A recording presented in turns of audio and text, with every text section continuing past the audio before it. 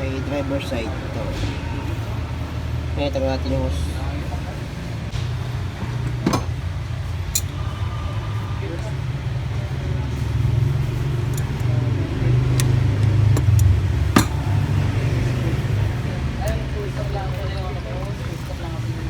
Kaya diesel.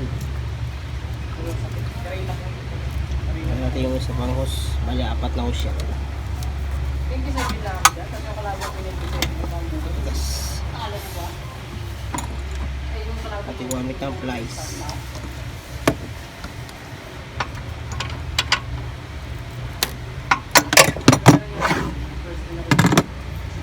Oops. Mas pwede pa siyang dalawa. Medyo malaki ng konti yung kanyang hose.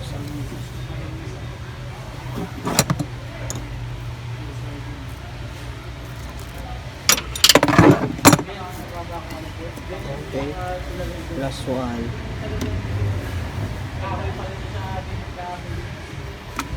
Okay, nangambot lang pala tanggalin. Ayan, pinakasakit.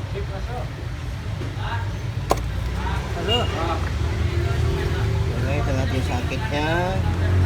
Ngayon, bubunutin na natin yung kanyang housing. So, jeep po? Jeep yan? Tingnan na? Ano, matigas. Pre? Ayan, tingnan natin guys. Ito na yung kanyang fuel filter. Okay guys, ito na yung filter niya guys. Tatanggal natin yan. Ito na guys yung ating fuel filter. Doon sa modelong high ace. Ngayon, tatanggal natin naman sa loob ng ating madumi. Sinong natin siya kanina, ngayon pitin natin. Tingnan natin yung laman kung madumi. May guide naman to dito. Pagbabalik mo na.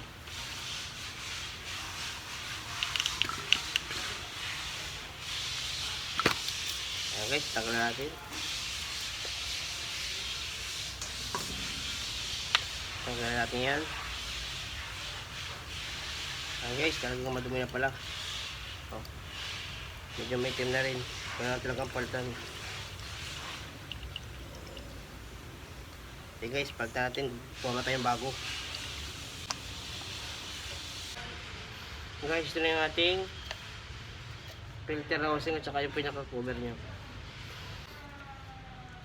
Ito pala yung dati niyang filter. Maitim na. Yung tinanggal natin dito sa loob nito, may tubig na kasama. Hindi ko lang pinakita sa inyo kanina, pero may tubig siya.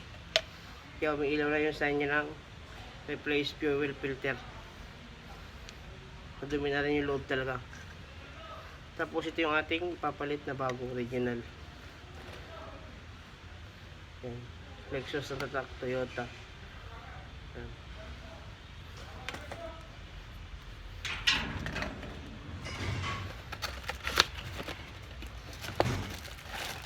Ito ba sa inyo pagkakaiba ng dalawa?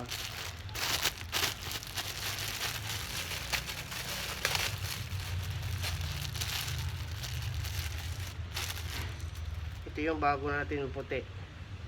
Ito yung luma. Medyo may itim na ang kulay. Bakit lang ang pagkakaiba nila? Yan, kita nyo yan. Kailangan natin lang siyang palitan. Yan, pinakansil.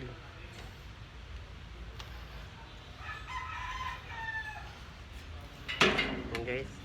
Ito na yun. Pasok natin sa loob. Ito na guys yung pagkabit.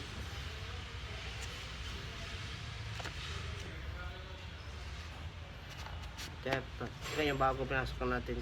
Ito pala yung kanyang o-ring. Yan. Ating palitan to.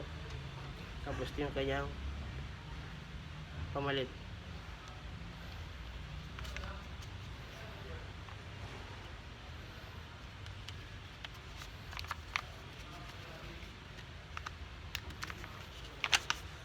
Tapos itong kanyang pinakang cover sa ibabaw. May guide dyan guys. Yan, may guide dyan dito. Nakikita nyo naman yan, may guide dito. Saka yung guide dito sa kabila, sa taas. Meron din yung guide. Pagtapatin nyo lang.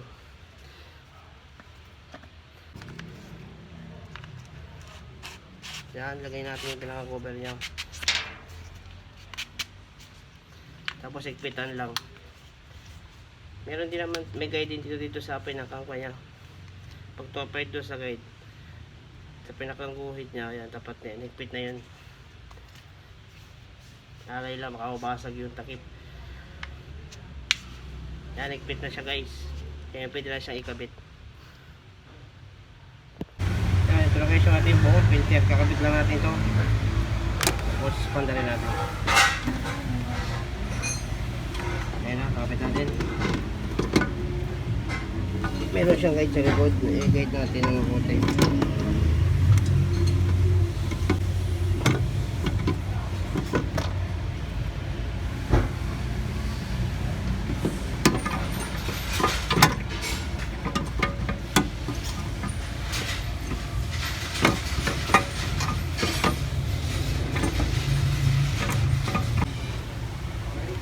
Guys, nakabit na natin to. Lagyan natin yung kanyang mahus. Ang dalawang maliliit.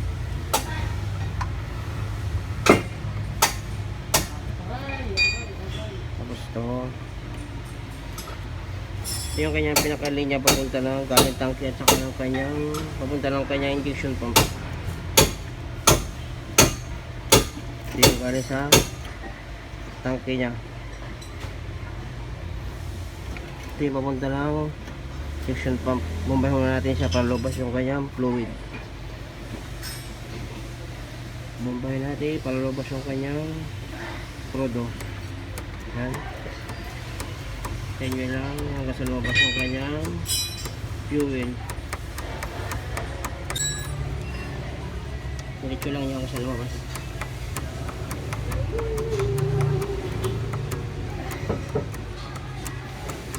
Kaya naramdaman ko na yung pumapasok na prodo sa loob ng kanyang filter.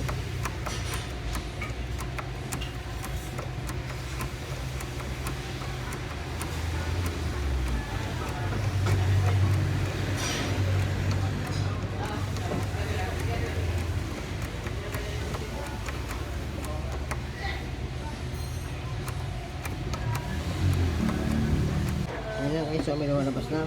Ayan, kumalasik yan. Isip yung puno na yan. Okay, ito natin yung hose. Tapos yung kanyang mga clip. Okay.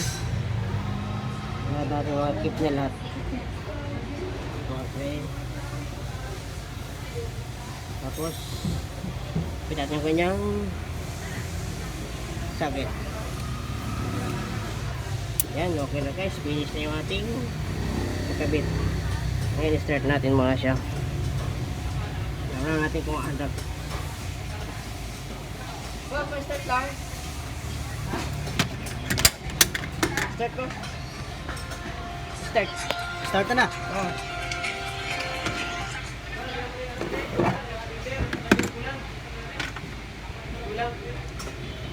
Dulat.